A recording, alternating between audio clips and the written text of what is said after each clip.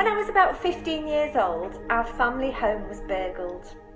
I remember coming home from school and I was walking home with my sister Helen, and as we turned the corner, ready to go into our cul-de-sac, we were met with police dogs and their dog handlers, police cars, police vans, and we got to the front door and we were told we couldn't go in.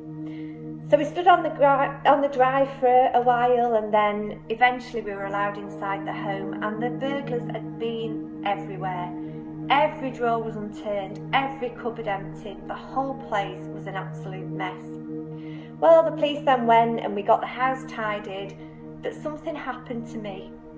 See, on that day, fear came to reside inside of my heart. For nights on end, I couldn't sleep. So I would creep into my sister's bedroom, probably about midnight. I'd make a bed up on the floor and I would sleep on her floor because I felt safe there. Because in my own bedroom, I felt alone. Well, my mum suddenly realised that something was happening, and she said to me, "Clare, you can't do this. You can't sleep on the floor for the rest of your life. You need to go back into your own room." She prayed with me. She said to me that you are not on your own, God is with you, and we need to replace this fear with something else. Now, I had a cassette recorder. Spotify didn't exist at that time, but I did have some worship music on cassette. And I remember being a fan of a worship artist called Martin Joseph. Anyone born after the 1970s, Google him, he still exists.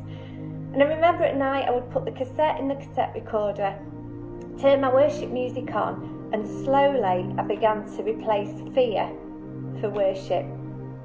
I've been reading some passages in 2 Chronicles over the last few days, and I found some of the stories just fascinating. And one story in particular has really caught my attention, and it's about King Jehoshaphat. King Jehoshaphat was on the throne, and he was a man who trusted God. And he was warned that a vast army, not a small insignificant army, but a huge army was coming towards him and his people. When Jehoshaphat heard the news, he was terrified, and he begged God for guidance. He said to God, "We have no power to face this vast army that is attacking us. We don't know what to do, but our eyes are on you." And I love this.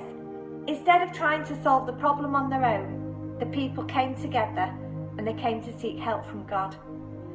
Then the Spirit of the Lord came upon a chap called Jehaziel. I hope I'm saying his name right. And part of his message was this: "Do not be afraid or discouraged because of this vast army, for the battle is not yours but God's. You will not have to fight this battle, but take up your positions, stand firm, and see the deliverance of God." Jehoshaphat responded in a way that I would have never have done. I'd have been still trying to dish out the weapons and, saying, "Here's a gun for you, here's a shield for you, here's a bow and arrow for you." But Jehoshaphat said, "I want you to sing. I want you to sing worship songs to God." And as they started to do that, we see something amazing happen. They started to sing, "Give thanks to the Lord, his faithful love endures forever."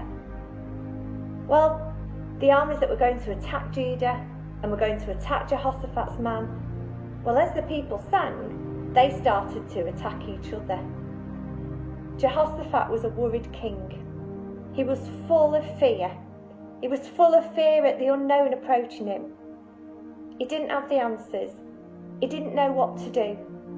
But he knew to take it to God.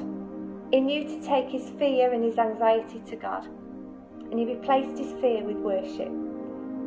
This was much more than singing. It was an act of surrendering to God. The people knew that in the circumstances they were facing, they knew to declare God's goodness and proclaim his power. We face uncertain days. We face them now, and we will do at some point in the future too. But we can take comfort in knowing that we can replace our fear, our worry, our anxiety with worship. People in my world right now have been saying, "Where's God in all this?" And to be honest, I've had to say, I don't know. But then I've replaced what I don't know with what I do know. And I've said, God's not a dictator. God will give us a choice. He will never force us to do something that we don't want to do. But I do know that God longs to be in a relationship with me and in a relationship with you. He longs for our fear and our worry and our anxiety to be given to Him, so that we can then focus on worshipping Him, on proclaiming His goodness, on standing on His truth and believing on who God says He is. Jehoshaphat made that choice. He chose to replace uncertainty with worship. And as we face our days ahead, now and in the future, maybe that's something we can do. Let's fix our eyes today on the one who holds our future in His hands. Let's turn on our worship music. Why not send a worship song today to somebody, because it might be just the very thing they need. Have a great day, and God bless you.